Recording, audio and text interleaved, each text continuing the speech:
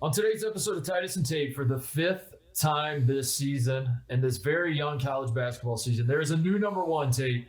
Yes. And it is COVID. I honestly, I can't believe we're here.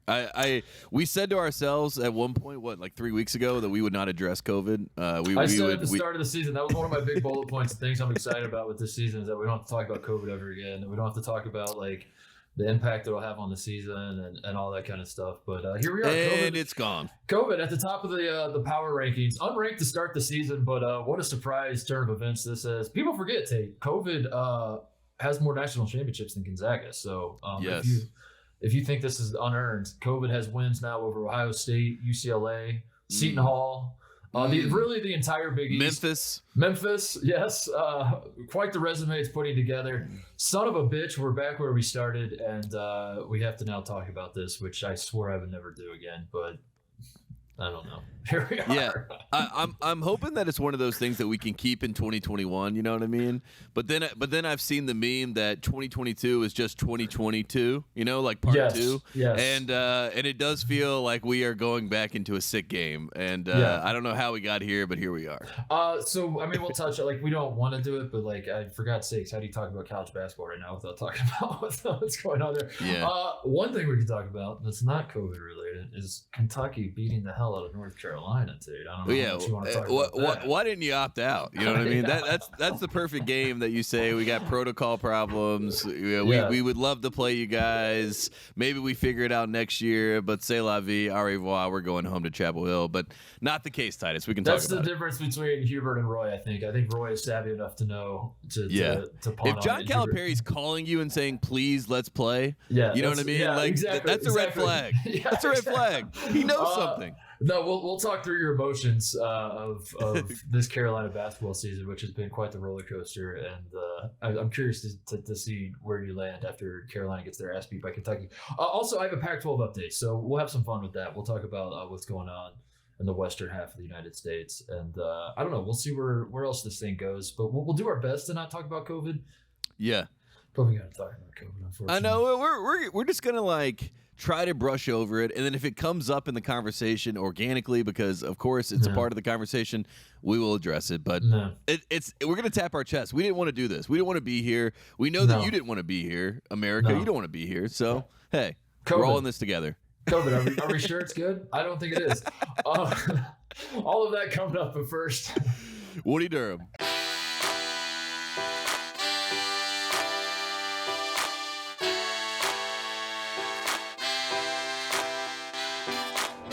All right, I don't know how we're going to do this, Tate, because I swear to God, I have. I'm going to put my hand up, tap my chest, and say I have COVID fatigue, and then some. I was texting you, and I guess let's do the blanket statement. Like, we don't mean to diminish the disease. Like, I know actually, yes. my buddy texted me. Keller texted me. Dude, we went to high school with.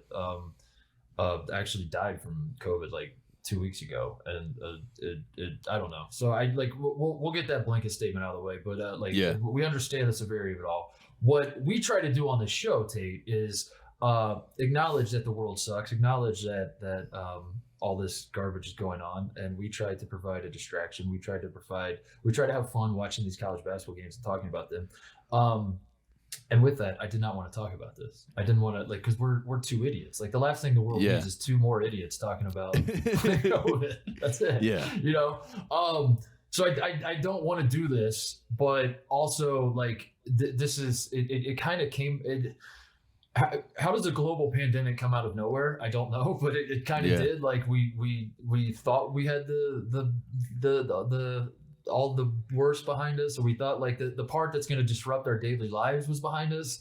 We were sorely mistaken, and I gotta be honest, dude, like I don't love this about me, but I really am there with it. Like, I just have fatigue about the whole thing, where like I'm dead inside. I see John Rothstein tweet breaking news that Eastern Michigan and Western Iowa are not going to play due to COVID. You know, and like whatever the all these, that's what the reporting on college basketball has become, is like who's opting out of the COVID. And I'm just like dead inside. I just have like a blank stare on my face. I texted you that I would be losing my mind over this if I still had my mind. My mind has been gone for I lost my mind 6 months ago. I think with all this, when I vividly remember the mask mandate gets lifted in California, which like in my eyes, I was like, if California's lifting the mask mandate, we're out of this. Like, because California is going to be the last. We're clear. Yeah. You know. And I remember this was like in July, and I'm out on my I'm about to go jogging, and I look down at my phone, and there's the update on Twitter. It's like, breaking news: if you're vaccinated, you don't have to wear a mask. Life is back. This was like July, so like there was still a few months of beach weather left in LA, you know, where like I was like, oh my God, it's on. It felt good. Let's go. It felt like we were it felt like it was summertime. Yeah. You know, it had already been over a year. It just felt like, of course, now is the time. This makes sense. And I remember going on my run that day, and I ran as fast as I've ever ran in my life. I ran like 5 miles in like a 7:30 pace or something like that. I was blazing. I don't know how I was doing it other than just adrenaline's running through my veins. I'm pumping my fist. I'm just like, oh my God, we're back.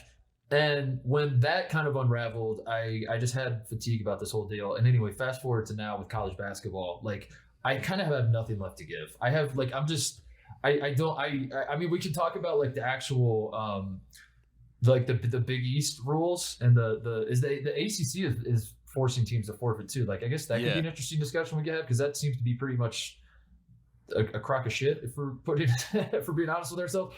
But as far as like, what I don't want to do, and I fear like we're gonna have to fall into this trap, is like suss out like who, God damn, like what happens next with like teams and how much resumes matter based on like who was, because last year, you remember Iowa State, who won 2 games last year, it was 2-22, almost beat Baylor, or gave Baylor a pretty good game in Waco. But it was coming off of basically a month hiatus for Baylor because of COVID. We remember Michigan; they took a month off because of COVID. Yes, it's a different conversation. Yeah, trying to like suss it all out and like try to understand like who's. I just don't want to do that. I don't want to do that. The whole point of we I don't want to do this. Why are we doing this? So what should we talk about? Do you want to talk about this Big East deal? Because like I guess that's the real discussion I want to have with you, is like, where are we at on a Mickey Mouse rating for this season? If we're doing like a Mickey Mouse temperature check, because last season, like we are two guys. This is where our expertise shines through when it comes to COVID discussions, because we are Mickey Mouse experts. We were among the first to declare last year's NCAA tournament a Mickey Mouse tournament. It did not count. Yes. Everyone knows that. It is widely accepted. We were the first to declare the bubble of Mickey Mouse. That's event. true. You know what I mean? Yeah. Yes. So with that in mind, these cancellations just kind of start. I mean, the first one that I remember popping on my radar was when like Washington had to cancel with UCLA, and was it Arizona, or they were rescheduling the Arizona game, but UCLA wins via forfeit. And I was like scratching my head. I was like, that makes no damn sense whatsoever. But okay, I guess like, okay, whatever. Okay. And then that seemed like sort of a one-off deal. And like I didn't, like, if we're being honest with ourselves again, like the West Coast states take COVID probably a little more seriously. So I was like, I don't know if that necessarily is the canary in the coal mine per se, or if that's just like some Washington, California type situation where they're just being extra cautious or whatever. And then when Ohio State, the news breaks that Ohio State, the CBS Sports Classic is basically off, because we were going to go to Vegas. We did not go to Vegas. Thankfully, thank you, God. by the way. Yeah, thank God. When that broke, obviously I had a personal investment in Ohio State basketball, so I was like, oh damn, this is like now real to me. But then like the wave just kept coming after that. Memphis, Tennessee is canceled. Iona Seton Hall was, I think, canceled before Ohio State, Kentucky, but still St. John's, Seton Hall was the greatest rivalry in college basketball. Louisville, Kentucky is going to be off because of COVID. Yes, yeah. And that's the big. And now we find ourselves in a position where it's like, oh, okay, so this isn't like a one-off deal of like a handful of games getting canceled. This is like a massive shift of how we view this season. I mean, like, for God's sakes, like the Big East is making teams forfeit. The ACC is sort of doing the same. The Pac-12, I don't really fully understand. Like the Pac-12's protocol seems to be like, if you're the team that has COVID problems, the other team gets to decide whether they take the forfeit or try to postpone. That seems to be my read on it. And I'm like, why would the other team not just take the forfeit? I don't. But then also, it's all the point is, I'm too stupid to like suss all this out. Like I shouldn't have to think about all this. You know, and that's agree. where we're at right now. So where do you stand in feeling and assessing whether this is a Mickey Mouse season? Where we're at right now. Well, the good news is that the NBA, you mentioned the college basketball reporters. Well, we got Woj and Shams, and these guys are insiders, and they usually, tweet things like, hey, Isaiah Thomas just signed a 10-day with the Lakers, breaking news. But now they are battling over who's in protocols, who's available to play, who's going to get signed on a hardship exemption. You know what I mean? This is like a totally different world. And then you got Enes Kanter coming out and saying, hey, NBA, cancel the season. It's time to cancel the season. He's tweeting at the NBA to cancel the season. The NBA, I think the good news and the reason why I am not all the way into Mickey Mouse land, I am not all the way into Fantasia, is because Adam Silver has been asked about the bubble coming back. This is how deep we are, and he said no chance. The bubble, there's no chance that we get the bubble to come back because that's how much of a Mickey Mouse situation it was. So the good news is that we will never get that Mickey Mouse again as far as like the top of professional basketball and how it trickles down to college basketball. So that gives me a little bit of hope that we're not going to be, all the way that extreme of bubble times. But again, Enes Kanter is saying let's cancel the season. Coach K, if Duke loses, God forbid, 2 games in a row in the ACC, he'll be right behind Kanter. He'll be saying, let's opt out of this season. So I feel like we're kind of just teetering. And we don't know if we're going to go down and it's going to be a Splash Mountain situation, or we're going to go down, it's going to be the Tower of Terror. You know what I mean? We don't know how Mickey Mouse is going to get, but we know that it's going to be a drop. There's going to be a drop off, and we don't know if we're going to have fun when we go down this drop or if we're going to have a terrible, terrible time. What'd you say the last show we did, that there's a crack in the snow globe and we're all looking up like, oh, that crack is just getting slowly bigger. The crack is shattered. The globe is shattered. Yes. We don't have an atmosphere anymore. We're now looking up. We're all trying to get breath because we have just lost our atmosphere. And RIP the snow globe. I have it as I gave a lot of thought to this, my Mickey Mouse rating. I have it at 4 mice. I've it at 4 out of 10. It's about 4 mice. It's about 4 mice for me.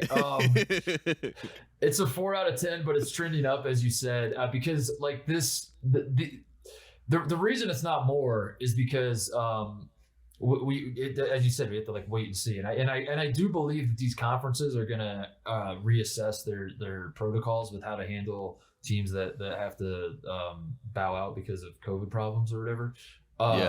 Because as it stands right now, this is definitely a Mickey Mouse operation that the Big East is pulling right now. The Seton Hall is like 1-1 in the Big East, and they have not played a Big East game. They had to forfeit their game against St. John's because they had COVID problems. But then apparently today being Tuesday morning, Kevin Willard has said they are now out of their COVID window.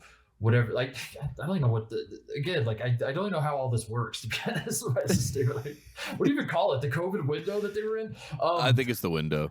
Seton Hall is now out of that, but their next game is supposed to be against DePaul, and DePaul now has COVID problems. So since Seton Hall is in the clear, but DePaul is not, Seton Hall now benefits from the forfeiture of DePaul. Yes. So now Seton Hall sits at 1-1. They have not played a Big East game. That is very Mickey Mouse, and I think that. I trust that the Big East is going to figure this out and not have this be how they determine their regular season champion, how they determine the seeding in the Big East tournament. But also, dude, like I don't know what the alternative is either, because like last year, as we should mention, in the Pac-12, you had the USC and Oregon. Where and the Big Ten, it was Michigan and Illinois, where one team won more games than the other team, won the head-to-head matchup, but the team that won fewer games somehow won the that was won the conference. Yeah. And that was last year was the go around where there's like no forfeitures. That was pretty Mickey Mouse to me. This way is like even worse though, the forfeitures. Mm-hmm. So I don't know what the solution is. And that scares me as a Mickey Mouse expert trying to determine the validity of this season, because I don't know how you move forward and determining who wins these conference championships. Other than like the only thing I guess is like you just simply don't crown a regular season conference champion, and for the seeding and the conference tournament you just draw it out of a hat. I guess I don't know. Yeah, is that the solution? That just make it, because the conference tournament obviously matters because whoever wins gets the auto bid to the NCAA tournament. So like we have to figure out how we perceive at that. But the regular season conference championships, maybe just, I don't know, shrug your shoulders. Maybe just don't crown anyone this year. You know what I mean? Yeah. And forfeitures, like you mentioned, I mean, the fact that it's in the conference, like the ACC, they're going to go with forfeits. You know, the Big East is going to go with forfeits. It just seems like we're punishing these teams because of a global pandemic, which is ridiculous. You know what I mean? Like that is, it's already ridiculous that we, you know, that these poor players, these poor kids have been playing college basketball at, you know, during this time period anyway. That's already a punishment at some level. So the fact that you're going to double down and then say, hey, you actually lost this game and this is going to affect, you know, your future and your potential to get in the NCAA tournament, that just seems incredulous, and it seems wrong. You know what I mean? And we'll yell from it's wrong. You know what I mean? We'll yell from the mountaintops, but we don't even know what the fix is. We don't even know what necessarily constitutes as right in these situations. And, you know, it's why Coach K said last year he thought that every team should get in the tournament. That was like the impetus of that, because everyone is playing behind the 8 ball in his mind. I'm sure he has a different stance this year because Duke last year wasn't going to make the tournament, so he was like, let everybody in. But in general, that kind of thinking, that large scale thinking is going to have to be a part of this conversation in college basketball. It's going to have to be the part of the conversation at the NBA. And with the NBA allowing teams to have this exemption to sign players, I think that college basketball should do the same. It should do the same, yeah. And I think that if you played for that university at any point, you should be able to be applicable to be signed to the team as a hardship exemption player. So, like, if you played at North Carolina, like if you're Kendall Marshall and you played at North Carolina, you can come back, yeah. You can come back and play. And granted, you only have a certain amount of games that you can do it, but everyone is on the table within the organization. We treat it like an organization, and I think we should have exemptions for players, and maybe that makes it even more fun, you know what I mean, for college basketball, because you're like, oh, my God, BYU's playing tonight. They have 8 guys out, but Jimmer Fredette's playing, you know?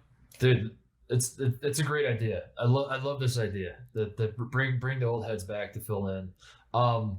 Like, how do we get our mind off COVID, right? Like, if you bring back the old heads, we're talking about Des Wells playing for Maryland. You know what I mean? We're like, oh my God, Des Wells is back. Yeah. You know what I mean? Like, you take the conversation away. You distract. That's all you can do. You just distract at this point. I love the idea of Ohio State basketball tweeting out a graphic of Aaron Craft and saying he's back, or like making a video of Aaron Craft like walking into the room, and then he just smiles at the camera and he's like, I'm back. No, and he has his scrubs on, you know, like he's a doctor. He's like, I'm back. The rest of all the Big Ten fans just lose their minds. Like, you can't keep getting away with this. Yeah. And somehow Brad Davison is Aaron Craft's age. Everyone's like, what the hell? Yeah. No, you're right. Like, I don't know. And I guess this is why I just have the fatigue about it all. Because usually when there's a crisis or like a debate to be had in college basketball or whatever, I'm ready, man. I got takes for you. They're not always great takes. I'll admit to that, but I got takes, and I will talk your ear off about like what I think and how I think this should work and all this. And I've run out of I've scraped the bottom of the barrel on my COVID thoughts. No, exactly. I don't know. I've clawed so much at the bottom of the barrel that now I am just like I'm almost delusional or hysterical, and I don't know which one it is. But like I'm just throwing out ideas at this point because I don't want to think about it, you know. And obviously we all don't want to think about it. I've had 2 family members die because of COVID. I mean, they were, you know, older in their 80s, but I mean it's an obviously very serious situation, but like you said, we have been dealing with it. We're going on 2 years now, so we understand the conversation, we understand the implications, and all we're trying to do is find a safe space, a nice outlet where we can enjoy this game that we love, enjoy the sport that we love. But every single time we think we're having a good time, knock, knock, knock, here comes COVID. Are you worried? Because I also have just like I'm done being optimistic about it. Yeah. I'm delusional. I'm not optimistic. I'm delusional. But I last night, like as I couldn't sleep and I'm just staring at the ceiling. I like that mental image. And I was just like, why? Why, God? Why? I was like, the Buckeyes beat Duke. We were on fire. Why? God? I had the thought about like how much this is, because how much is this going to change college basketball moving forward, in the sense like I think this was everyone's initial reaction when we first had to deal with COVID was that this was a temporary thing, obviously, right? Like you were just like, let's 2 weeks to slow the spread, whatever. No, whatever. I think that was the first thing that Trump said, 14 days. 14 days, whatever it was. And then it was like, all right, so it's going to be a little longer. It's going to be a few months, whatever. But the phrase "when things go back to normal" was said all the time, and like people still say it now, not as often as they used to, but like that was the thing, when things go back to normal. And as it pertains to college basketball, Tate, I think when the tournament was initially canceled, I was like, all right, this sucks. This obviously is unprecedented. We've never seen this before, but there's another season that's coming around, and like, if it's 2 weeks to slow the spread, if it's 2 months to slow the spread, like, God damn it, by next season, we'll be back. We're resilient. College basketball, like, we're not going anywhere. Like we didn't have a tournament this year, but that's gonna make the next season even more fun, and it's gonna we're gonna appreciate what we missed. So then last season happens, and there's no fans, and it was weird. It was like, it was, we all know what it was, but it was like, we're appreciative to have something. This is great. This is awesome. But it was also like the unspoken thing that became a spoken thing as the season progressed, was like, this kind of sucks. Like it's better than no basketball. But like, if we're being honest, like these games playing at empty gyms, the fake noise that teams are pumping into the arenas, all that stuff it really sucks, and it's stupid. And I'll take it over no basketball, but like, come on, let's get those 2 weeks and slow that spread so we can get the season back. And I guess what I'm saying is, now if this is the third season now that has been impacted by COVID, and my fear that when the pessimism at 3 a.m. as I'm staring at the ceiling laying in bed washes over me, Tate, is like, we're going to have COVID waves every winter. This is how like the disease seems to work. Is like, this is similar to like basically the common cold and the flu and everything else. That like, as the weather sucks, like they're so like college basketball seems like it's going to be on the receiving end of the COVID waves for however long we're dealing with this bullshit. And if that's the case, like, when we do quote unquote get back to normal in 60 years, like, is college basketball, as we know, like, I'm worried about like it's because like your idea of like of bringing back old players and all this kind of stuff, all of these like stopgap solutions to, like, give guys an extra year of eligibility, make the transfer rule like you can transfer immediately, all this stuff that like feels like it's addressing like COVID problems. It's going to stick around, and I'm curious what college basketball even looks like in 10 years, because like every year there's like, it's like chaos, it's a crisis, and we have to come up with things to address the crisis. But then the things we come up with to address the crisis stick around, and before you know it, like, it's a crisis. Before you know it, there's like no conferences, because these teams are just like, they've gotten so used to just scheduling their own schedules. Like John Calipari's gotten so used to just picking up the phone on a Monday and being like, we got an open day on Saturday, you want to play? And like that becomes the norm. I don't know. It sounds stupid, but like, this is what I think about it. Like 4 a.m. I'm like, what is this sport going to even look like? Because we college basketball keeps being impacted in a way that no other sport is impacted. No other sport has been impacted. No other for-profit, like sport that has like national major network television contracts in this country has been impacted by COVID like college basketball has. It is number one by far. And I don't see that stopping anytime soon. And I'm just like pulling my hair out like, oh shit, this might be it. No, and I think on top of that, right, the COVID part of it, like you said, is going to change college basketball, already has changed college basketball. But in the midst of all of this, so has college basketball itself with NIL and everything has fundamentally changed. Right. And so like, within the COVID context, there's also fundamental changes that are happening to the sport. You know what I mean? So it's like, it is actually changing, and then COVID is also changing it. So it's like, it's taking this huge makeover. And like you said, we don't know what the other side of that looks like. We don't know if there's like an end date to some of these things where it was like, this was for COVID purposes, but now we don't need to do that. But if we do it long enough, it becomes tradition, or it becomes habit, or, and we get lost in, this is how we do things. And so now you understand why Roy Williams is like, I want to get out. You understand why Coach K is like, I want to get out. You understand, like, some of these guys are just like, I don't, it's too much change. You know what I mean? This is too much. Like, they're overwhelmed with the change. They can't handle the change. And they are not Randy Marsh in 2008 dancing around. They are that change. You know what I mean? Yeah. They are the California way change. And it can get depressing. I mean, in one sense, you hope that it leads to some innovative ideas that maybe make college basketball better, which I think in some ways it can. And then in other ways, it'll never be the same. And that kind of outlook is sort of where we are in general. I mean, it's not just college basketball; it's the whole world. I mean, like there will never be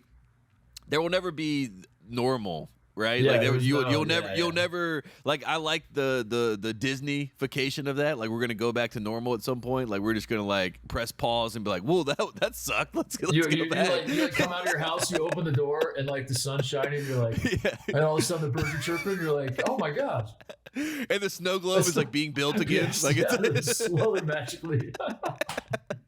I don't think that day's going to happen. And I think that's why, as the two of us, I mean, as normal people, like you said, it's fatigue in that. But then also as guys who love college basketball, and it is a part of our makeup of who we are, right? I mean, this is what we grew up loving. This is what we grew up in. We did not adopt the dark. We were born in it. Yes. And the fact that the dark is changing and it's not what we knew as a kid, obviously that has some impact, but then you throw a global pandemic on top of those changes and it's a free-for-all for chaos, and we're just trying to keep our heads on a swivel as best we can. Yeah, I guess that's what I'm worried about. Is like change is inevitable, and I welcome a fair amount of change because it's like it's fun, The 1987 NCAA was like, let's throw a 3-point line down. Let's see what happens. Yeah, and there are a lot of people that lost their mind, but it was like, this is pretty sick. This makes the game fun. Let's not give technical fouls for dunks. Let's see how that goes. Oh, pretty cool. Like, pretty nice, cool, yeah. Nice. I like it. Hey, Dr. Duncanstein is awesome, yeah. Change is good. We like change. I guess like it's just the changes that are happening now it's just gasoline being poured on top of gasoline on top of it's just like it's on another level, and it's all happening so fast, and it's all like we're living in these unprecedented. I don't know. Who cares? I don't want to talk. No, I think it's in my mind, like COVID, COVID it doesn't have a face, right? But in my mind, the face of COVID is Kylo Ren. And just because I feel like he's like hated by everybody, and it kind of like fits, you know what I mean? But I see COVID, aka Kylo Ren, just yelling more, at all. Like he's like more. Yes. And we all are just like, please, we want less. We want less. I do think the one sliver of optimism in terms of like sports being back to normal is it does seem like the NFL and college football are already at this point where they're just like not testing people that if you're vaccinated and asymptomatic, they just don't test. Which, like I don't, depending on your feelings, again, I'm not here to like say what's right and what's not or whatever, but if you're someone who's like, I want sports back, that's probably a good sign, right? That like because that seems to be what's going on with, I mean, Ohio State, I know they're mostly I don't know what the number is, but I think they might be 100% or whatever. Memphis is not, by the way. I don't know how much you want to talk about that, but no, they are not. No. What the hell, Penny? What the hell is that? What the hell, Penny? That should be like a new segment. What the hell, Penny? What the hell, Penny? We just throw up things that are happening. Dude, they beat Alabama, and I'm like, all right, I'm not necessarily backing on Penny Hardaway, but like Memphis has my attention, and like this will be interesting to see how. But let's see what happens next, Tate. And I never in a million years thought what happens next is Penny Hardaway lies about the vaccination rate of his team, forfeits a game or cancels a game like an hour before it tips off against Tennessee. Anyway, I don't even know where I was going with all that. I don't even know what I was saying, but the NFL and college football, they seem to be not tested, but that seems to be what we're running into with some of these college basketball teams. Is guys that are vaccinated and asymptomatic, or like one guy is sick, so then like everyone, I don't know, everyone tests, and then everyone the whole team's out because like one guy had a cough And that's the other part of this. I think a lot of people have gotten confused by like, why is he getting placed in protocols? Is because if you have direct contact with someone who has it, then you immediately are in protocols. It doesn't mean that you have it. And I think that's what like some of the confusion is too, because I had a friend of mine, I just got back home and a friend of mine was like, man, I saw like the whole Lakers team at one point had COVID. I was like, well, I think 2 guys had it. And then, 8 guys are in protocol. You know what I mean? Right. So it's like, and it's all nuance. And that's why it's so hard, because nobody likes, we like nuance, but no one wants to get into the nuance when you talk about these types of things. They want to have like a blanket answer of like, what was the problem? What was the solution? How did it happen? And we don't have those like straight answers with this too. So I think that's what drives people crazy even more, right? Because it's not like we have no one to blame. We have no direct straight answer as to why it happened or how it happened. You can point fingers all around. Anybody can take blame. And it's just like, it's like the worst case scenario. It is literally the perfect situation to just cause chaos and arguing and yelling. Where people, it's like people are going to eat each other at some point. You know what I mean? That's how crazy, people it's gone crazy. God. Just, hey, COVID, can you not? Can you just please not? During Coach K's farewell tour of all seasons, I know. I know. That's honestly, I thought that's why we were safe. I thought that's why we were safe. Because if Satan himself is having his final farewell tour, you know what I mean? You would think that there's no way that an infectious disease can interrupt that, but here we are. I have learned doing the show that saying I'm done talking about something is the most sure way to get that thing to be on the forefront of my mind forever. I'm done talking about Carolina basketball. I've sworn off. The only thing I think I've sworn off more than COVID is Brad Stevens.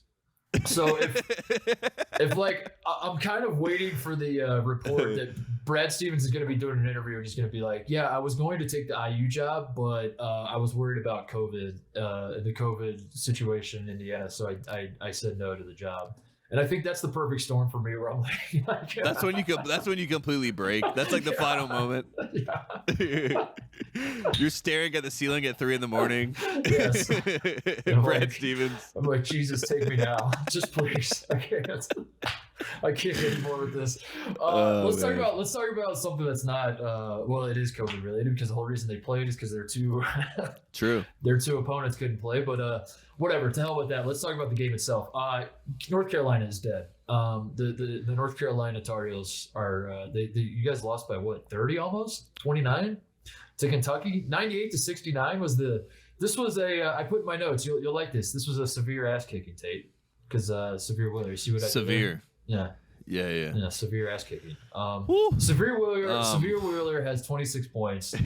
RJ Davis, Caleb Love, and Leaky Black combined for 20 for North Carolina. So if you're wondering what went wrong, I think you can just boil it down to just that right there. The guard play of Carolina was not great. Yeah, what went wrong, Titus, is that Carolina agreed to this game without a scout. And I'm going to say that again. They agreed to this game, and they went into it blind. And Hubert Davis said, this is what Coach Smith does. We don't have to scout these guys. We play our game. They have to scout us. Yeah, you got to scout us, because we're Carolina, and everybody knows how good Carolina is. We're so good. This game opens up, Titus, and R.J. Davis is bringing the ball up the floor. Severe Wheeler picks him up full court and just rips the ball from him and goes for a layup. This is early in the game. And the next possession down, R.J. Davis pushes Severe Wheeler, gets a foul called on him. And I texted my brother at that time, and I said, we're going to get blown out in this game. And the rest of the game, I mean, you said Severe Wheeler had 26 points. He got escorted for 22 of those points, where R.J. Davis or Caleb Love or Anthony Harris, whatever guard was there, they just ran next to him and let him, go in for the easy layup. You know what I mean? And so I think he scored 4 points, and the other 22, you should give some credit, an assist to the Carolina defense, because they did a really good job of letting that happen. Go ahead. No, I was saying, like, the Carolina guards are playing defense like a coach during a drill where, like, you have to finish the layup, and the coach is like kind of providing a little defense, but not really. That's what Carolina guards are. No, exactly. It literally is just running next to the guy where he goes in for the layup. Just kind of swipe as he goes up for the shot. Yeah. There was a point where Severe Wheeler looked at the bench like at Calipari, and he just like kind of chuckled, because he's like, man, Like, I'm picking these guys up full court. They're making zero adjustments, and they're shook. Like, R.J. Davis, when he's bringing the ball up, Titus, one time Severe Wheeler didn't pick him. I don't think he was in the game, but they didn't pick him up full court. And the way that R.J. brought it up the court, he was, like, doing spin moves, like, crossing up. There's nobody guarding him. You know what I mean? That's how shook he was in his mind from the pressure in this game. And, I mean, the real conversation is one, like, North Carolina. I've never seen North Carolina play since 2010 when we played that year and went to the NIT after the national championship year. We lost to Duke by, like, 30 points at Cameron. And I remember that game vividly because I was like, oh, my God, you know, like, this is an embarrassment for our program, but also we're coming off a national title. So you kind of, like, let it. But this is 3 straight years of North Carolina basketball not being North Carolina basketball. And not even – and a lot of people are like, what do you mean, like, North Carolina basketball, like, you expect to win every single year? I don't expect to win a championship every single year. I expect to play Carolina basketball. I have no idea. These guys don't rebound. These guys don't run the primary break. These guys don't run the secondary break. These guys don't talk to each other. These guys don't play defense. These guys, I mean, I've never seen anything like it. And then I shit you not, Titus, after the game, right? So I watched this 30-point blowout. It's almost like at the end of it, I'm like pulling for Kentucky. I'm like, man, I like the way these guys play. They're picking up Carolina full court up 30, by the way, at the end of this game, which I'm like, I love it. Why would you not? After the game, and this is my problem, after the game, Hubert Davis, who I've had some issues with some of the comments he's made already this season, he said after the game that he went to John Calipari and said, I just want to thank you for what you did today, kicking our ass, because our team needed that, and they needed to see what it was like, you know, to be the team that we want to be. We needed to get our ass kicked today. That's what he said to John Calipari. Now, I hope to God he didn't actually say that. I hope this was just in his press conference. This is what Hubert said, because if he did say that to Calipari, I bet Calipari walked back to his locker room laughing like a maniac. You know what I mean? Like yes. What is going on? Like, thank God I don't have to worry about Carolina anymore, right? That would be his takeaway if he actually said that to him. Like, this team is nothing that I have to concern myself with. Hubert's hyperbole is at an all-time high. And after this game, him saying that, I am concerned. You know we joke about the panic button. I have hit the panic button so hard that it's not even making noise anymore. You know what I mean? Like, I have broken the panic button. There are no sirens. It was never plugged broken. in. Yeah. No one's listening. I'm slamming the button, and no one's coming to help me. And I honestly, I was not shocked by the result of that game. That's the worst part about it. Like, when it started and RJ gets picked early in that game, I was like, oh, this is going to be a disaster. Well, and it was worse than I ever imagined. I'll back you up on that. On that's not revisionist history. That when Ohio State and UCLA both dipped out, and it was pretty obvious that Carolina and Kentucky were just going to play each other in Vegas. We both had plans to go to Vegas. We were going to go. We go to the CBS Sports Classic every time they have it, which who even knows when they're going to have it. They didn't have it last year. They didn't have it, whatever. But I told you, I was like, I'm not going anymore if Ohio State's not playing. I don't care about. I'm not going to go just to watch Kentucky and Carolina. And I was like, are you going to go? And you're like, honestly, I don't think I am. I don't think this is going to go well for us. Weirdly, you were like more confident in playing UCLA than you were playing Kentucky. Absolutely. UCLA is a better team, but absolutely, because Kentucky was coming off Notre Dame. Calipari, like, what Kentucky does and how they do things, like La Familia, like everything that Cal does is Dean Smith adjacent. You know what I mean? Like, he's taken a lot from Dean Smith, and that's how he like runs his program. And so the fact that you're like getting your ass kicked by someone that is stolen from your leader, like, you know what I mean? It's like it's sick. It's twisted. Everybody's stolen from Dean Smith. I know, but the Calipari, like, he admits that. He's like, Dean Smith's my hero. It's my favorite coach. That's like my guy. And then for him to do that to Carolina, something that he has a reverence for, and then it almost to be a joke. You know what I mean? That's concerning. If Hubert's takeaway from this game was like, this was good for us because we have to learn how to lose before we can learn how to win. I don't love that. I've never loved that line of thinking. We have to learn how to get our ass kicked to be good. I don't think you do. I don't think that's how. I think the teams that win national championships usually don't get their ass kicked. They usually are just like good all year, right? And he's the one that has put that onus on this team. He said at the start of the year that they were a national championship caliber team. He said after the Tennessee game, Titus, and this is verbatim, he said you would never see his team play with that lack of effort again. And you know what? He was right, because they played with less effort this time around. So I mean, that I guess he didn't lie to us that time. There's a difference between optimism and delusion, and I already told you guys I'm delusional. So like, you know, I can speak on delusion as an expert. Like, delusion is what is happening with this program, and the fact that after the game it was trying to be spun into a good thing. This is chaos. Roy Williams was not at the game. That was the first game he had missed. So like, you didn't have your safety blanket of like, hey, coach like help me out at halftime. Like, what do we do here? You're like, yeah, none of that.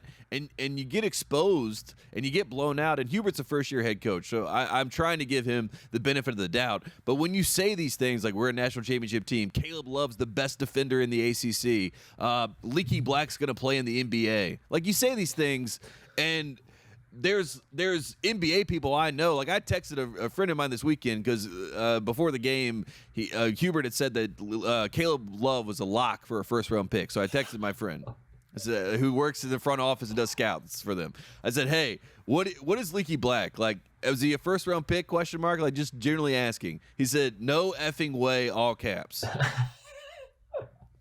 So, like, you know what I mean? You say these things that are just not going to – I mean, maybe they come true if Caleb Love completely changes how he plays over the next 3 months. But, like, you say these things and then they're not close to reality. And I know they're trying to be optimistic, but it lends yourself to, like, this credibility issue, right, where everyone's like, can I even take what he says at face value because it's delusional? You know what I mean? Like, it's delusional. Like, what are you talking about?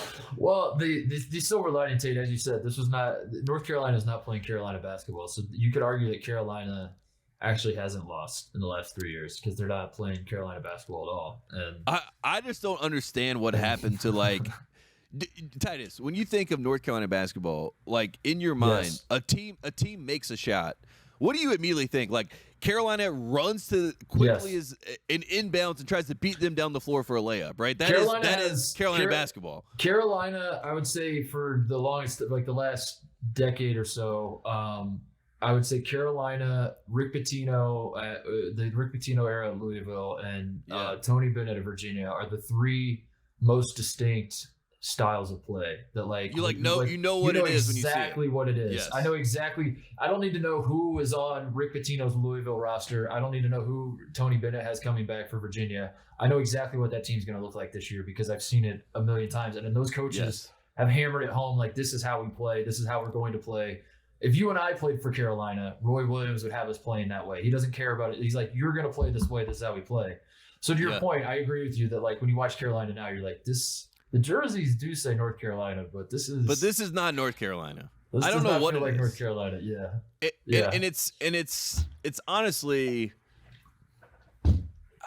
it's not for lack of talent. You know what I mean? Like that. That's why I think that's why I'm so like flabbergasted, because I cannot imagine having 4 McDonald's All-Americans, as Brady Manick has pointed out, and having everyone on the team seem like they're just trying to get theirs, which is like the opposite of North Carolina. That's never been North Carolina. That's Duke basketball. Mm-hmm. Like that's what they do over there. They're a bunch of selfish pricks. Like we that's who they are. Like, why are we being that? Like, what are we doing? You know what I mean? Man. Like that's the issue, and I don't think there's a fix in the current iteration. I do know this, that if this keeps up, I feel bad for Hubert because he's going to be the one that gets the blame for all this. And again, first-year head coach, no experience as a head coach at this level. This is a lot to put on his plate. But when you come into the season and you say we expect to compete for a national title, you get people at this level, and then when you get blown out by Tennessee and Kentucky, they're upset. You know, you're what I mean? Learning the importance. He learned the importance very quickly of of downplaying, and why coaches do that. Why Chris Holtman every August, when I ask him how the team's looking, he's like, we're dog shit. We just are. We're not going to be. How about Tommy Lloyd said that Arizona would be happy to finish 500 in the Pac-12. That's what he said. Yeah. Now they're like the number 1 team in the country. It might be the best team in college basketball. Yeah. Crazy. But that's the approach. And like, I like optimism. I like to think that I lean more optimist than pessimist. Maybe not in these times, but once upon a time. But when your optimism leads you to just delusion at the highest level, so much so that you're embarrassing. Like Hubert loves Carolina. I know he does. It means everything to him. But you're like that game that embarrassed our program. Yes. And he knows that. So I would have much rather him go in that post game and say, "Hey, I'm a Carolina guy my whole life. I never wanted to be a part of a game where Kentucky and Carolina are 1A, 1B as to who's going to win the most games all time, who's going to have the most Final Fours, who's going to have the most national championships, because John Wooden, that's a separate conversation. So, we're always, we compare ourselves to Kentucky. We look at Kentucky and we say, that's the public school that, we're battling with them. So the fact that they just wipe the floor with us with their team, which isn't even that good this year, and they embarrass you and on a neutral site and basically wipe the floor with you, and then they're laughing at you, and your response is, good, we deserve it. Good. Wait, what? That's good what? for us. What? What are you talking about? It's not good. God. Oh my god. As you can tell, I'm delusional, and I'm fired up. Yeah. I'm glad it was Carolina and not Ohio State. I'm glad Ohio State didn't play Kentucky, because I was really scared that Kentucky was going to beat Ohio State if they would have played in Vegas. Kentucky was coming in to blow out somebody, and I don't know why we agreed to be that team. Yeah, that's what I'm confused about. Yeah. You guys should have played UNLV or something. Or just scrimmage. Just go home. Yeah, scrimmage each other like Tennessee did when Memphis didn't show up. Just do that. I think that's what we should have said. It was a scrimmage. You know what I mean? We should have scrimmaged them on TV and get blown out, and then just be like, "Hey, it doesn't count. It was just a scrimmage." Hubert should have covered the post-game press conference, but they were keeping score. Was that? Yeah. He's like, we're trying to learn lessons today. Yeah. He's like, I was throwing stuff out there just to try it. It was experimental. I thought that was a private scrimmage. I didn't know that was. All right, let's take a break. We'll come back, do a little Pac-12 update, and try to have some fun. Put a smile on our face. The first half of the show is just complete misery. Yeah, sorry guys. All right, quick Pac-12 update. Not a ton of big juicy bullet points that we need to hit, but we haven't done one in a little bit, and I think America needs to be up to speed on what's going on out here in the West Coast. Which, by the way, right now, as of this recording, Tate, there are 6 undefeated teams in college basketball. 5 of them are west of the Mississippi River, and the 6th is LSU, which is on the Mississippi River. That's on the river, yeah. It's on the river. It's basically, we could lift the river up and just move it a mile to the east, and now it's all 6. But so the West Coast is very healthy right now. Colorado State. I wanted to shout out Colorado State first out of the gate. Undefeated Colorado State they're one of the 5 teams west of the Mississippi undefeated. They lead the country in field goal percentage at 53%. Tate.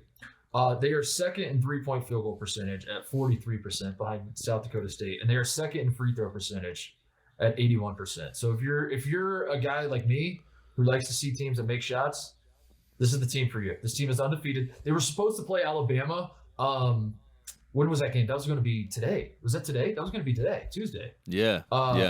It was, yeah. It was supposed to be today. It got canceled because of COVID, but I was so excited going to do this show and make the argument that Colorado State, Alabama had potential to be the game of the year in college basketball. I was excited. I was excited to put my hipster college basketball hat on and be like, I don't know how much this is on anyone's radar, but this game could be nuts because both teams have. Alabama's offense hasn't been as good as it should be, by the way, but both teams should have great offenses. It would have been a ton of fun. Anyway, Colorado State is undefeated, so shout out to them. Moving on. Oh, I should have started with this. I don't know why I didn't. North Carolina State got their penalties from the NCAA. IARP. The AARP.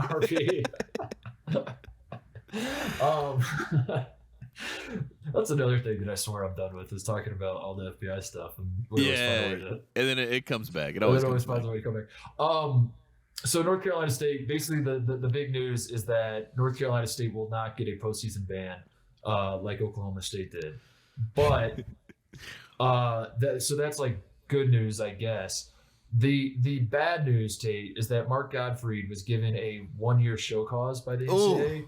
Which now means that Mark Gottfried could be fired from Cal State Northridge for cause. They could just fire him now and not have to pay him, and they can just wipe their hands of it all and be on their way.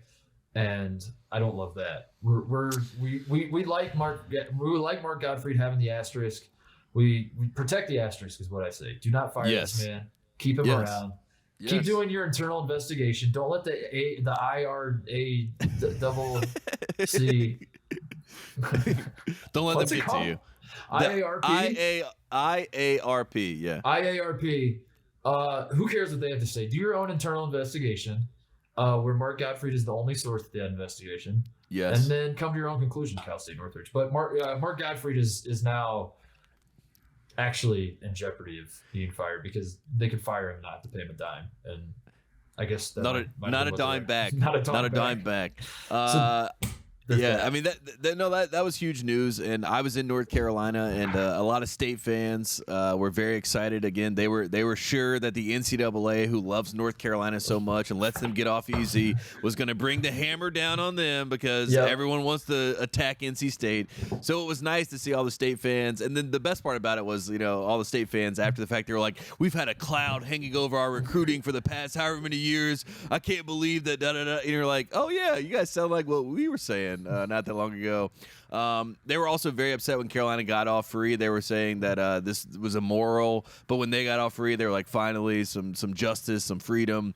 But if you're Oklahoma State, you have to hate the IARP because the IARP obviously is the way to go. And the independent, they had all the documents. They had text messages that were like, "I am coming down with a check for $40,000 to give to this trainer, to give to Dennis Mitchell." Like, they had it all written out. Like, it was direct, like, this money was transferred from this account.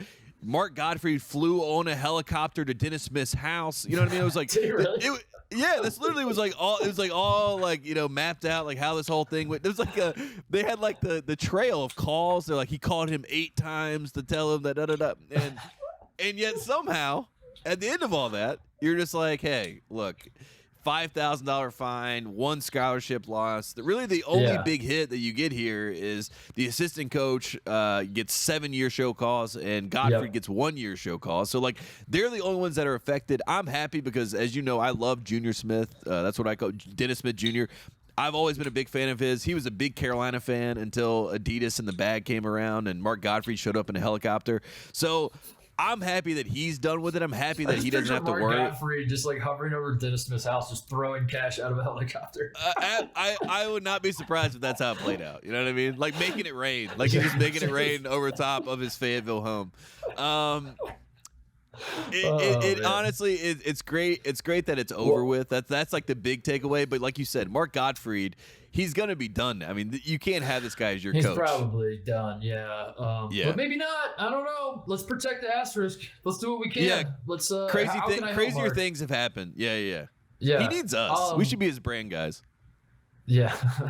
the other thing that stood out to me from this, which is something we've already known, but the NCAA and these committees and panels and whatever the hell else they got leading the charge here, truly are toothless. Like we already knew this, but just to have another data point to be like, oh yeah, so you guys do nothing. You guys are worthless.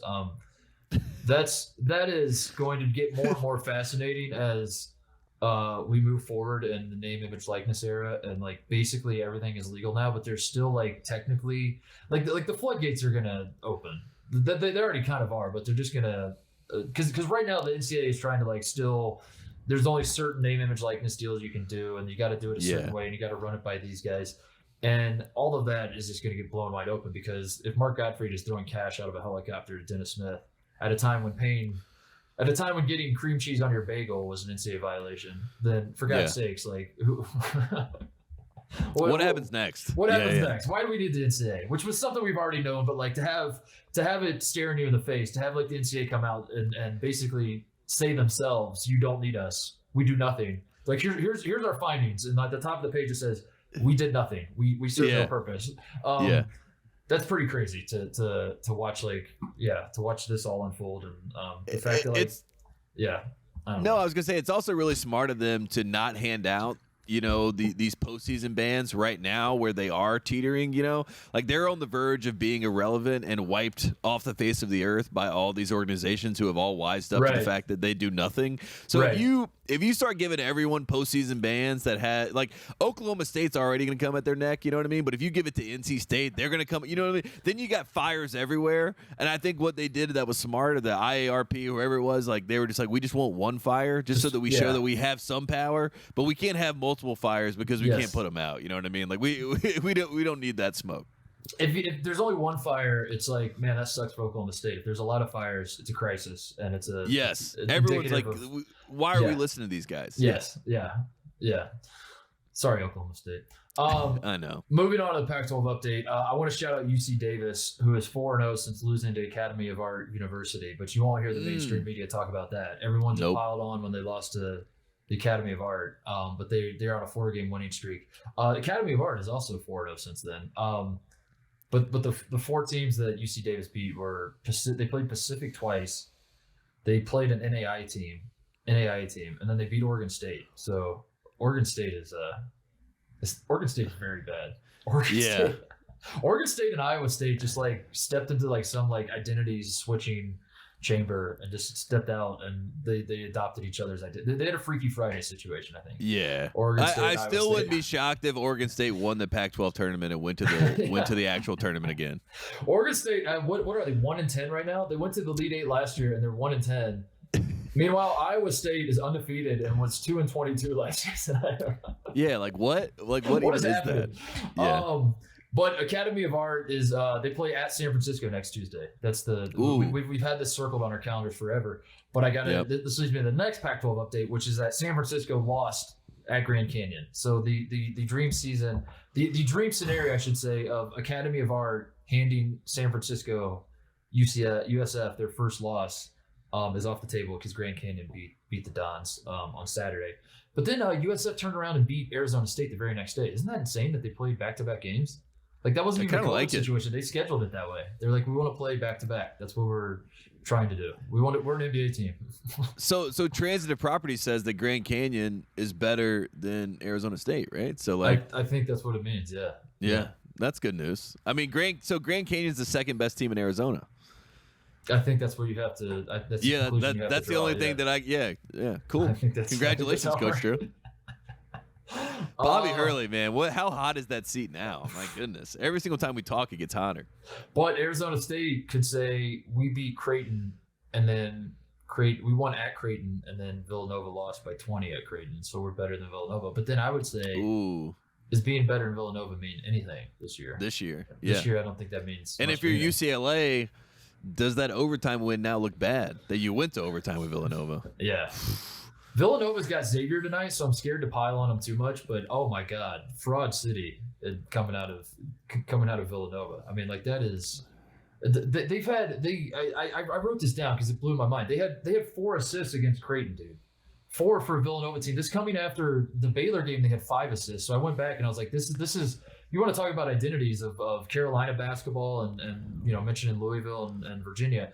Villanova's right up there with like style of play of like, no matter who's on the roster, they're gonna average 38 passes a possession and have a bunch of guys that can do everything. At least 25 assists in a game. Yeah, exactly. Yes. That's what we know out of Villanova. So to see them have 9 total assists in their past 2 games boggled my mind. So I went back to look it up and I was like, what are in the last 10 years, what are the fewest assists Villanova's had in a game? It is the Creighton game. That was the worst. That was the worst game they've had in 10 seasons. 4 assists at Creighton. They had 5 at Baylor on Sunday. They had 5. Wow. They had 5 in the 2017 NCAA tournament loss to Wisconsin in the second round. You remember that game? Yep. Nigel Hayes. And then they had 5 in a 2012 game at Georgetown when Villanova entered the game 11-16. That was like a down year for Villanova. They sucked. And Georgetown was ranked 9th in the country. So like that was more a factor of like Villanova just sucked that year. Yes. So that's it. Those are the only times they've had 5 or fewer assists in a game in the last 10 years. And 2 of them happened in the last 2 games. Yeah, which is that. I mean, that's insane. I also think that this is like a real meta take, but I think they have too much tape on Gillespie. Like I think that teams that are scouting Gillespie know exactly if he goes left, he's going to pull up. Like if he goes around the screen, he goes left, he's going to pull up for the jumper right there. Like they all know exactly where his spots are and where he wants to get to. And Gillespie is a little bit limited, of course, but like he obviously is a great player, great college player. And then Justin Moore, who's supposed to be the guy, I'm not sure he is that guy. And we talked about it. I mean, they just trying to find. You're just not that guy, pal. And I think that they are trying to find their identity a little bit. But I do feel for Gillespie because it does seem, if you watch these games, where it's like all on his shoulders to kind of figure it out. And he's also the top guy that teams are kind of, they know who he is now. Yeah. And that's been frustrating. But I think they'll figure it out. I think that Jay Wright will figure it out. I mean, that's what it is. Like I said last time we were talking about Villanova, is like Gillespie is supposed to be the guy that sets everyone else up. He's not supposed to be the guy that does it all. Everything. And he's got to do it all on this team. He's just not good enough. And that's not like a slight at Gillespie. He's a very good college point guard, but he's not a guy that's, he's not going to go average 23 points a game. And especially when they're taking away, when they're taking away what you want, like when they're taking away your number one option, if you're Gillespie, it's like now I'm playing left-handed and I also have to carry the load for this team, not only facilitating but scoring. It's just a lot to ask of him, and they got to figure out. They just got to divvy up some roles, you know what I mean? I feel like he's the kind of guy, he's wearing too many hats right now. And I think Coach Jay Wright is smart enough to know, hey, Colin, love you to death, but we're asking you to do too much. Let's just try to help you out a little bit, and maybe that'll help the rest of our offense flow. Oh, and the other note I had on this game, this is the 5th time that Creighton has beaten Villanova by 15 or more since joining the Big East. You called it before this game. Yeah, you said this is a game where Creighton either blows out Villanova. One of these games, Creighton's going to blow out Villanova. Creighton doesn't. And here it is. Creighton has beaten Villanova, and I think they beat them in an overtime game one time. But it really does feel like every time Creighton beats Villanova, it's an absolute bloodbath. And then if Creighton doesn't blow out Villanova, then Villanova wins. It's the weirdest. It's one of the weirdest matchups. It's one or the other. Yeah. Yeah, those are the only things that happen. Villanova wins or Creighton wins by 20. Anyway, back to the Pac-12 update. The last note I had is that Arizona received a first place vote in the AP poll, which is they're the only team in the country other than Baylor to receive a first place vote. I love it. But they're ranked like 6th. So people haven't caught up. Some people have. Some people have caught up that Arizona is very good, but somehow Arizona's ranked 6th, even though they're getting first place votes. I don't know. Makes sense. Did you see Seth Davis still had him at 11 in his top 25? Oh, the Arizona fans are going crazy. Dude, they play past Seth. When Seth's clock hits 9 p.m. East Coast time, he makes a warm glass of milk. He drinks it. He starts rubbing on his belly, and he tucks himself in for bed. I mean, he's not watching Arizona bad. I don't blame Seth. It's okay. It's fine. This is the importance of the Pac-12 update. This is why we have to do this. Is because people go to bed early and they don't understand what's going on out on the West Coast. And we're watching. We live there, so we watch it. We see it. We know what's going on. But I found it fascinating in one sense that he did that, but in the other sense, it got me fired up because I saw, you know what I saw? I saw the blue blood Wildcats. You know what I mean? I saw like when you're a blue blood, you just got like these fans that just come out of the woodwork to really attack anyone that's attacking the team, Yes. And you haven't really seen that in a long time from Arizona, especially with the Sean Miller fatigue. He's probably a better face for COVID, Sean Miller. We'll figure it out. We'll work through that. But in general, you know what I mean? Like the fact that the blue blood Arizona Wildcat Lute Olson diehards are like in the comments again. Got me fired up. I was like, I love to see this for the Pac-12. You're absolutely right. We spent a lot of time talking about whether blue bloods being dominant is good for the sport or not, and I don't really know or care, but what I do know is that blue blood fans believing that their team is being disrespected and that their team is underrated and all that, and they believe in their team in a way that maybe the national media does not. That's great for the sport. That's great. Agreed. Like Kentucky fans are fired up because they beat the hell out of Carolina, and Kentucky fans are like, we should be ranked higher, and that's great for the sport. I don't know if they should. They probably shouldn't. You lost to Notre Dame. But I liked it. I liked that you're fired up. That's great. Me too. That's great. I agree. I think that might be it. I think that might have been all I had. Was the only other thing I wrote down was just COVID ? I was like, I need to make sense of the Pac-12 COVID rules and the forfeitures because Washington forfeiting versus UCLA, but the Arizona game was just postponed. It has my brain in a pretzel, and Like, do you have a choice? Like, did one of the team just say, hey, I don't even want to reschedule this game. Let's just take the forfeiture. I think you should have an option. You know what I mean? I think that's a conversation. What it is. I think like UCLA was like, let's just forfeit because like we don't want to risk losing to Washington. And maybe Arizona at the time didn't realize they were this good, so like they thought we might need more wins or something. Like maybe we want to rack up wins so we can win the Pac-12. And I don't know. It's fact to that point. I guess like what talking about like what if you're saying like why would a team not just take the forfeit? Like because you need some teams are going to need the NCAA tournament resume boost. You know what I mean? Like Memphis is a team like that really hurts Memphis not playing Tennessee. Not that they were going to beat Tennessee, but maybe they would have. You know, and not being able to have that opportunity to. They don't have a ton of opportunities left, Memphis, to prove that they're an NCAA tournament team, and that was certainly one of them. And Penny Hardaway, what the hell? What the hell, Penny? And it was, in one sense, it might have been smart because now Memphis in our mind is just, hey, last time we saw them, they beat Alabama. You know what I mean? And they can kind of ride that wave as we head into the new year and we head into conference play. But like you said, I mean, that can't just be the one thing that they hang their hat on. So this is another thing with like the COVID pauses that I remember from last year, like driving me absolutely nuts. Was like teams just disappearing for 3 weeks and then they come back and you forgot exactly, dude. Please don't. COVID, please. Not like this. Not in Coach K's final season, please. I know, man. I know.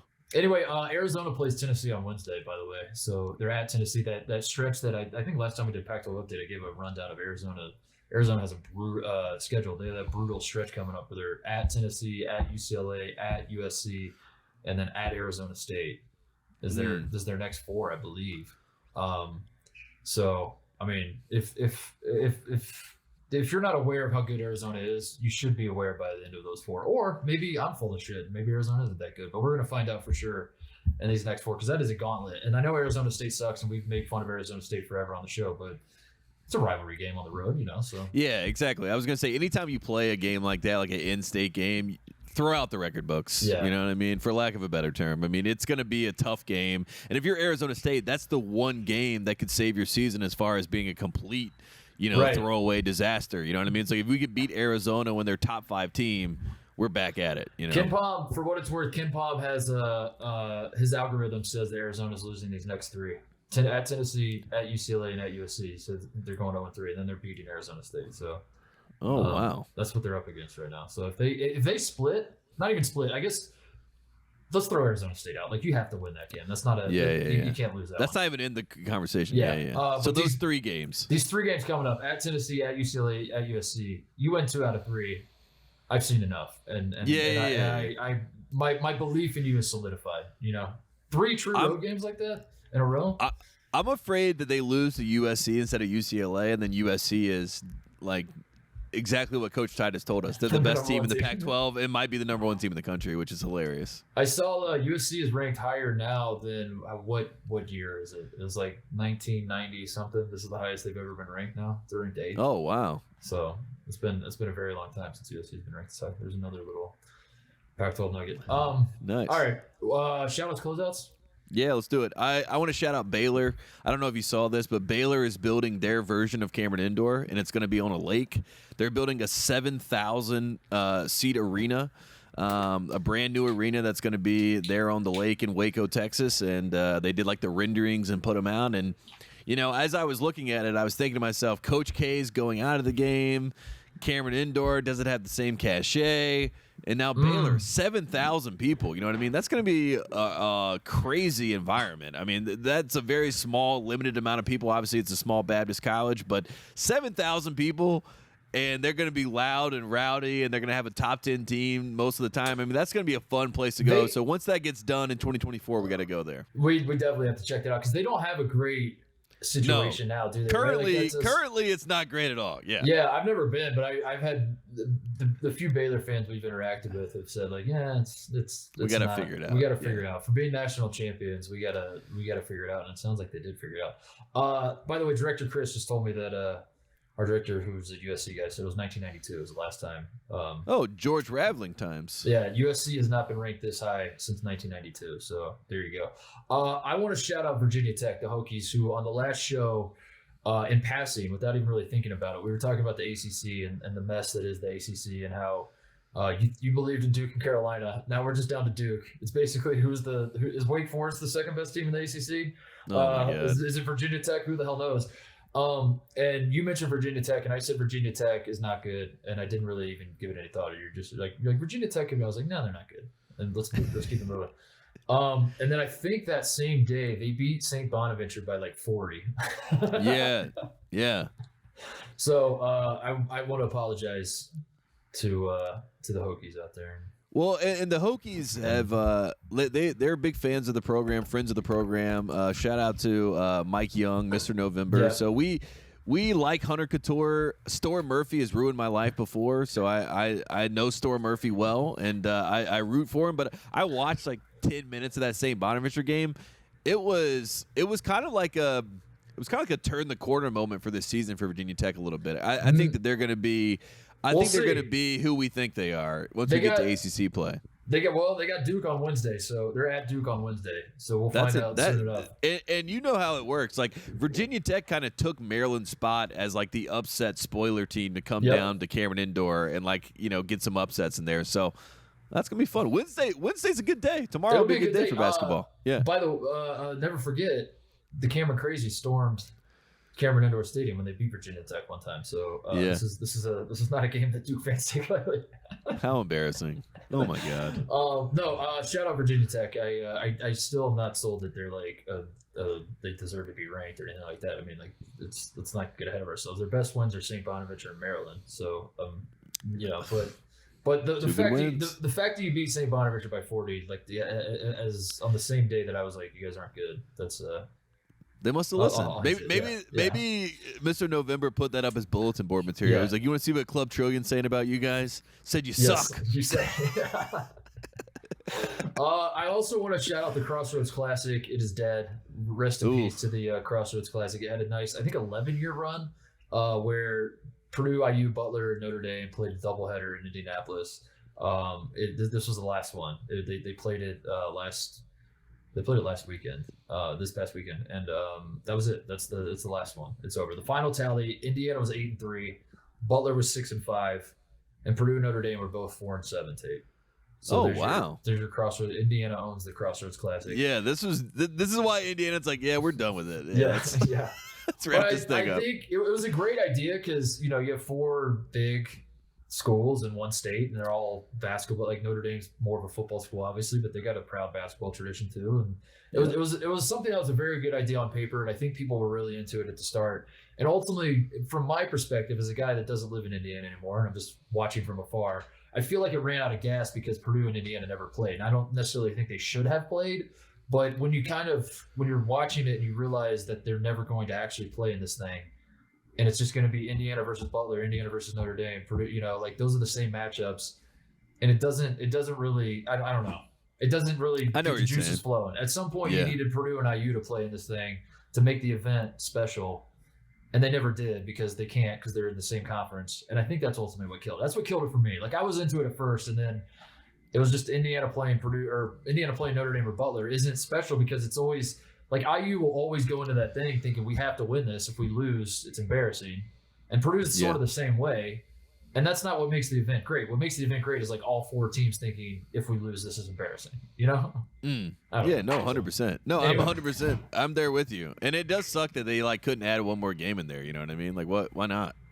Like I know it's conference, but whatever. One person, one idea I saw, I forget where I saw it, but maybe someone texted me or whatever, but someone had the idea to revive it by doing a quadruple header just all day where all the 4 teams in Indiana all host like a big non-conference game. And you just so you cycle in those. So like Indiana hosts, maybe that's when IU plays Kentucky. Like that's the nightcap is IU Kentucky. And it's Purdue Louisville the game before that. And then it's Notre Dame, I don't know, pick a team. Western Kentucky. Yeah. It's just all Kentucky teams. And then it's Butler versus Valpo in the opener. Yeah, perfect. No, I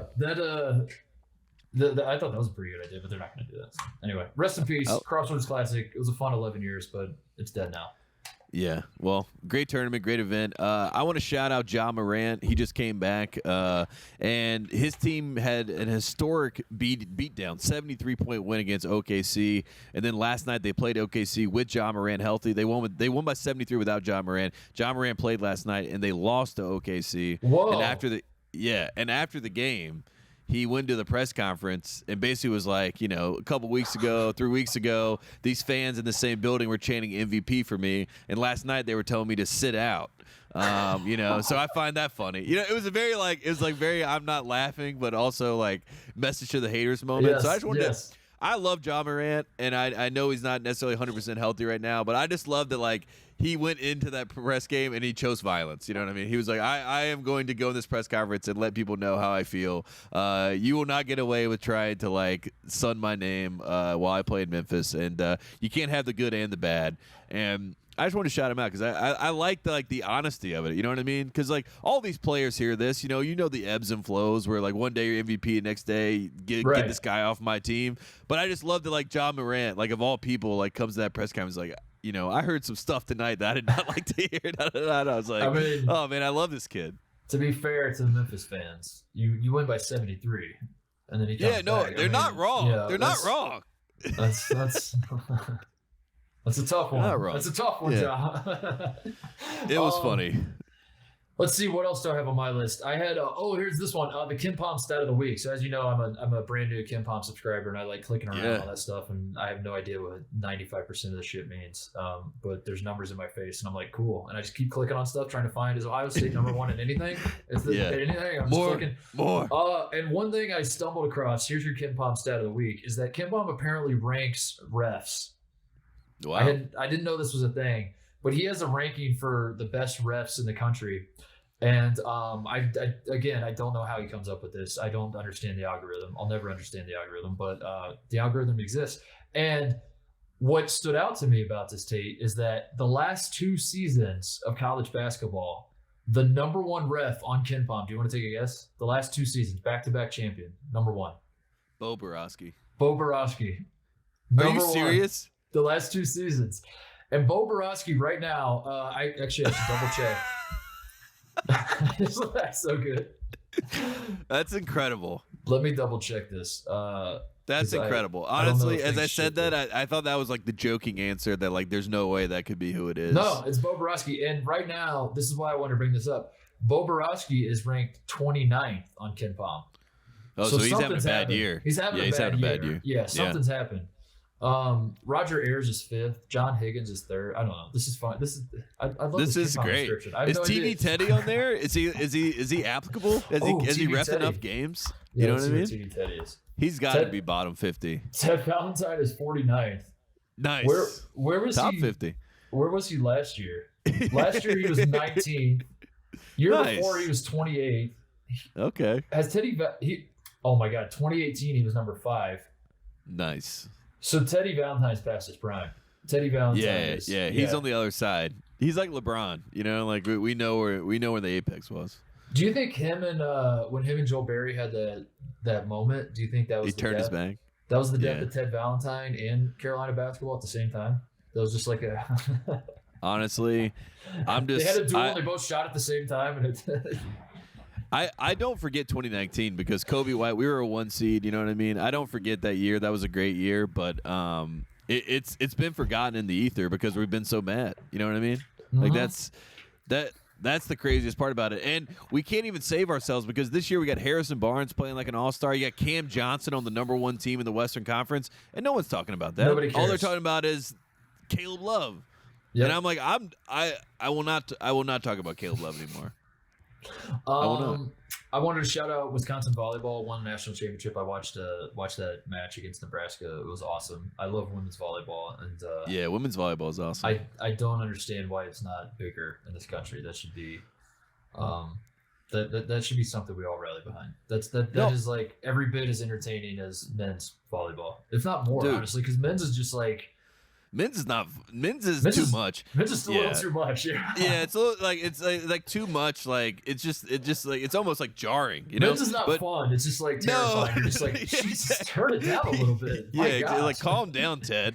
But when you're in high school, at least like when I was in high school, like the basketball team, the soccer, like we would go to the women's volleyball games like on Friday nights at 7:00, and it was like the big event. You know, it was like it was a huge Yes. game. You know, we Yes. play our rival schools, and like the guys from their basketball, soccer team, whatever would come, baseball team would come and watch the girls play, and then we'd watch our girls play, and then you know a bunch of the girls that played on our high school volleyball team ended up playing at NC State and ECU and all these places. So. I mean, I love women's volleyball. I think it's a great sport, and it's also a great spectator sport. And there's a lot of like, you know, it's chippy in there. You know, you got parents in there, you got people getting upset, you know, you got like, it's a great sport. So shout out to Wisconsin. Awesome. Congratulations. Good one. In high school, we used to, the way the scheduling worked was like the volleyball team, I think, would play on Tuesday, the same school that we would be playing as a football team that Friday, you know? Nice. Yeah. So the Tuesday would be it was like a great like it was like the weigh-in, The for the football precursor. game. Yeah, like the football teams we would go and we wear our leather jackets, and then you'd see those assholes on the other side of the gym, and you just like stick your chest out and be like, "We're coming for you Friday." Yeah. Let's go. No, and then there's always inevitably like the one guy on your team that dates the girl on the other high school team. You know what I mean? And he's like pulling for her, and you're like, "Stop pulling for her." You know He's sitting over on their side. Yeah, You're like, "What are you doing, dude?" He's like going back and forth. He's like dapping up the other guys on the team. You're Jason, like, get over here. yeah. Oh man! The last thing I wanted to shout out is that this was brought to my attention yesterday. That there's apparently a new movie called National Champions, starring J.K. Simmons about like football, college football. Like it looks horrible. It looks absolutely horrible. But it's getting like semi decent reviews, I guess. I don't know. I'm not gonna watch it. Who cares? Okay. Don't care. Okay. Sports. Most new sports movies I'm out on unless like it's like overwhelmingly like everyone's talking about how great it is. You know. So if it's 50-50, I'm out. You know what movie I'm going to go see with my parents just because it's like nostalgia. It's like almost like I remember going to see The Rookie with Dennis Quaid when it came out with my parents. I was like, 11, 12 or whatever it was. And it was like not the, like when I was 11 and 12 it was a great movie, you know what I mean? But you kind of just like, you watch it again, you're like, oh, that's a little bit cheese. I'm going to go see American Underdog. You know what I mean? American Underdog. American Underdog is giving me Rookie vibes. I'm going to go see it with my family. I'm going to see what it looks like because, look, at the end of the day, Dennis Quaid is in this movie. I'm more of a Randy Quaid guy, but I do like Dennis Quaid, too. I'm more of a Randy Quaid guy. But I'm gonna go see that movie with my parents. That's what I decided. I saw the preview last night. My mom's like, God, I love Kurt Warner. I was like, we should go see that. Like, we should go check that out. Jim, be sure to put that in the title description for the show that Titus and Tate talked about COVID, and Tate's quote was, I'm more of a Randy Quaid guy. Or a Randy Quaid guy. But in this movie, National Champions, Tate, you did back to the point.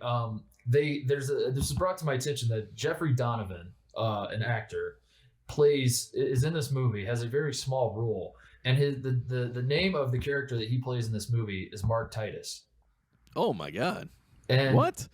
It has me in a tizzy trying to make sense of it, Tate, because I don't think my ego is not. I'm not there yet. I'm a few years away from my ego being big enough to think that they like did this on purpose, that they named a character after me. But at the same time, this thing is about college sports. Titus is not a popular last name. I don't know a ton of Tituses because when I do notice them, they stick with me. So like I don't meet a ton of people with the last name Titus. Mark is, I guess, semi-popular name, but like even that, like I don't. When I was growing up in school, there was no other Marks in my class, ever. Yeah. So the fact that you're sitting down writing this movie, Tate, and you need to come up with a fake name, you're telling me that your name generator spit out my name in a movie about college sports? I don't buy it. It's bull. But at the same time, there's no way that they named this character after me, so I don't know what to believe. What the hell? Yeah. I think this is an NIL situation, right? This is your name. I think so. Not your image, but it's your likeness. Have you ever had a Tate Frazier character that you know of? No. In any movie? I'm one of one. There are no other Tate Fraziers, and if there are, I go by Anderson. You know what I mean? So like the kid in Yellowstone's named Tate. There's that kid. Yeah, no, there's a lot of Tates. I mean, there's a movie Little Man Tate. There's tons of Brandon Tate. I mean, there are Tates. They're like there are Tituses around, like Titus Wellifer. You know what I mean? The actor. there are Tate. Terry Tate, office linebacker, isn't he? Yeah. Isn't that Terry Tate? Yeah. Tate Forcier, the former quarterback of Michigan. Tate you know Martell. what I mean? Yeah, there's been lots of Tates, but like not Tate Frazier, not that combination, and not Mark Titus, that combination. So if anything, you got to sue. I mean, my brother's a lawyer. I'll get him on the phone, and we'll get this thing going, dude. We goes all the way to the top. I think the thing I've heard most about is that like I could have been in this movie. You just would have called me. I would have. Cameo. Could you imagine if you did like a cameo in this movie where Mark Titus is like talking to Mark Titus, and it's like, oh my God, that's Mark Titus.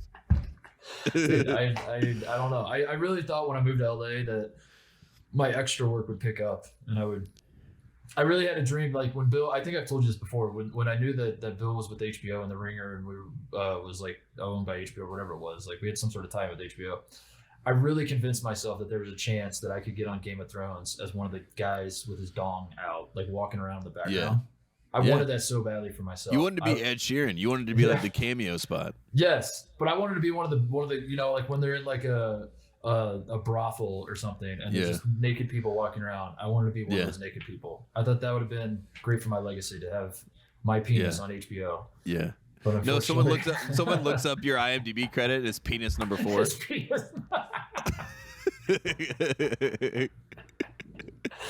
Oh man! All right, I think that might be it. I think we brought it home. I think we started the show talking about something we were like, this sucks, this is not fun, and then we ended it talking about my penis getting on Game of Thrones. And that's the beauty of our show. Hey, and Game of Thrones is coming back, so I mean, it was very topical. You know what I mean? They just said winter is coming, and everyone's like, I thought it already came. What the hell?